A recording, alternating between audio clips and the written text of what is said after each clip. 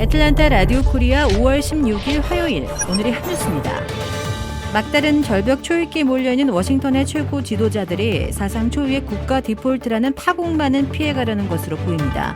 전형적인 워싱턴 정치권의 관행처럼 이른바 엑스데이트, 11아워의 치킨 게임에서 핸들을 꺾고 국가 디폴트를 공식으로 피하겠지만 불필요한 경제적 재앙을 초래하지 않도록 출구에 합의할 가능성도 제기되고 있습니다. 조 바이든 대통령은 오늘 양당 양원 지도자들과 지난주 금요일에서 연기한 백악관 5인 회동을 다시 갔습니다. 바이든 대통령이 일본에서 열리는 G7 정상회의에 참석하기 위해 내일 워싱턴을 출발하기로 돼 있어 오늘 회동에서 사실상 결판 낼 것으로 예상되고 있습니다. 바이든 대통령은 실무 협상에서 진전을 이루고 있다며 우리와 공화당이 모두 합의하기를 바라고 있으며 우리는 해낼 수 있다고 강조했습니다. 미국의 가계부채가 사상 처음으로 17조 달러를 돌파했습니다. 가장 큰 비중을 차지하는 주택담보대출 증가세 둔화에도 불구하고 인플레이션 여파가 이어지고 있습니다. 뉴욕 연방준비은행은 1분기 가계부채 보고서를 통해 올해 1분기 미국의 전체 가계부채가 전분기보다 0.9% 늘어난 17조 500억 달러로 집계됐다고 밝혔습니다. 코로나19 사태 직전인 2019년 4분기보다 2조 9천억 달러가 불어나 역대 최대 규모를 기록했습니다. 이 가운데 주택담보대출은 3월 말 12조 400억 달러로 1,210억 달러가 증가했습니다. 루디 줄리아니 전 뉴욕시장 밑에서 일을 했다는 한 여성이 재직 기간 그로부터 성적 행위를 강요받았다며 임금을 포함해 최소 1,000만 달러 규모의 민사 소송을 제기했습니다. 노엘 던피라는 이 여성은 최근 법원에 제출한 소장에서 2019년에서 21년 줄리아니 전 시장의 사업개발 책임자 겸 홍보 컨설턴트로 일하면서 이 같은 피해를 봤다고 주장했습니다.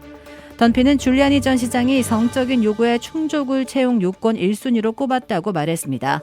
또 자신의 주장을 입증할 증거로서 줄리아니 전 시장이 성적인 발언을 하거나 성관계를 요구하는 발언, 성차별적, 인종차별적, 반유대주의적 발언을 하는 육성 녹음 파일을 다수 확보하고 있다고 설명했습니다. 줄리아니 전 시장 측은 던피가 제기한 의혹에 대해 강하게 부인하며 공복으로서 그가 보낸 삶이 자명하게 말해준다고 강조했습니다.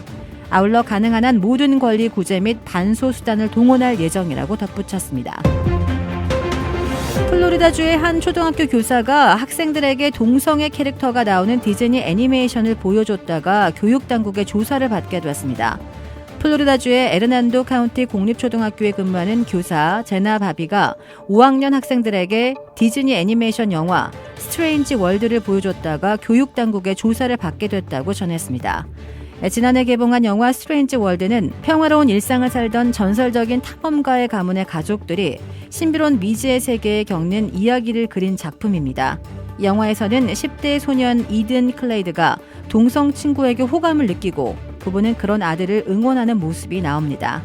이든은 디즈니 영화 최초의 게이 캐릭터로 화제를 모으기도 했습니다. 제나 바버는 해당 작품이 지구과학 및 환경 수업과 관련이 있어 수업 시간에 상영을 했으며 앞서 학부모들에게 PG 등급 영화를 보여줘도 좋다는 사전 허가를 받았다고 밝혔습니다. 그러나 지역교육위원회 위원인 한 학부모가 이 영화가 학생들에게 적합하지 않다는 이유로 바비를 주교육청에 신고한 것으로 알려졌습니다. 이후 학교 측은 학부모들에게 공지를 통해 해당 영화를 학생들에게 보여주지 않겠다고 밝혔습니다. 이번 사건은 월트 디즈니 컴퍼니와 공화당 대권 잠룡인 론 드샌티스 플로리다 주지사 사이의 오랜 갈등에서 시작됐다고 볼 수 있습니다.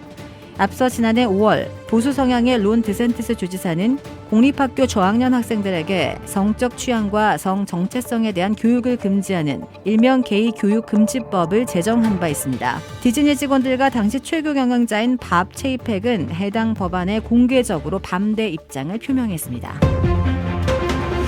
워싱턴 포스트가 윤석열 대통령 부부의 방미를 보도하면서 김건희 여사를 클로스 숄스라고 묘사한 데에 대해 독자가 항의 의견을 표시했습니다.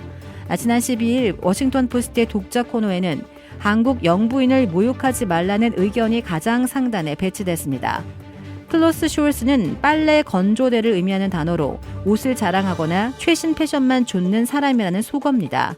특히 유행에 지나치게 관심이 많은 여성을 뜻합니다. 이 의견은 버지니아주 폴스처치에 사는 구독자 로널드 하이탈라가 보낸 것입니다.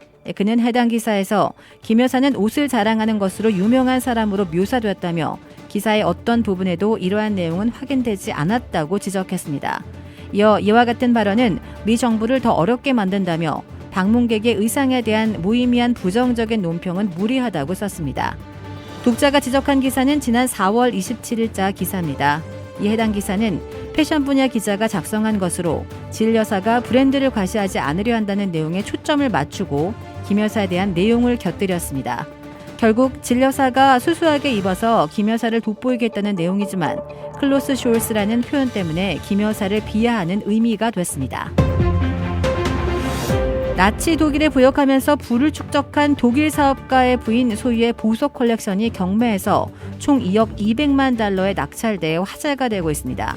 개인 보석 소장품 경매 중 사상 최고가로 할리우드 스타 엘리자베스 테일러의 보석 소장품이 2011년에 세운 경매가 약 1억 200만 달러를 훌쩍 뛰어넘었습니다. 이 경매에 나온 보석은 총 700여 점으로 스위스 제네바에서 진행된 오프라인 경매와 온라인 경매에 붙여졌습니다. 보석 주인인 오스트리아 억만장자 하이디 후르테는 지난해 81세로 숨졌으며 사망 당시 재산이 약 3빌리언에 이르는 것으로 미 경제 전문지 포브스가 추산했습니다. 윤석열 대통령이 우크라이나 특사 자격으로 방한한 볼로디미르 젤렌스키 대통령 부인 올레나 젤란스카 여사를 만나 연대와 지지의 뜻을 전했습니다. 젤란스카 여사는 이 자리에서 한국이 보여준 지지와 연대의 사의를 표한다며 앞으로 가능한 부분에서 지원을 확대해달라고 요청했습니다. 구체적으로는 지뢰 탐지 제거 장비나 보급 수송 차량 등 비살상 군사 장비를 요청했고 우크라이나 재건 과정에 한국의 많은 기업이 참여해주길 희망한다고 했습니다. 이에 윤 대통령은 나토 회원국과 국제사회와 긴밀히 공조하며 우크라이나 국민을 지원하겠다고 답했습니다. 대통령실 관계자는 접견 도중 살상 무기 지원 요청은 없었고 오히려 젤란스카 여사가 군사적 지원에 대한 한국의 어려움을 이해한다고 말했다고 설명했습니다. 주택 구매뿐만 아니라 커머셜, 웨어하우스, 비즈니스 건물까지 부동산계의 큰손 이주환 부동산. 크레딧 카드 빚 최대 80%까지 탕감. 크레딧은 지켜드리고 빚은 줄여드리는 O3 컨설팅이 오늘의 한 뉴스를 후원합니다. 이상 애틀란타 라디오 코리아 5월 16일 화요일 오늘의 한 뉴스의 고지선이었습니다.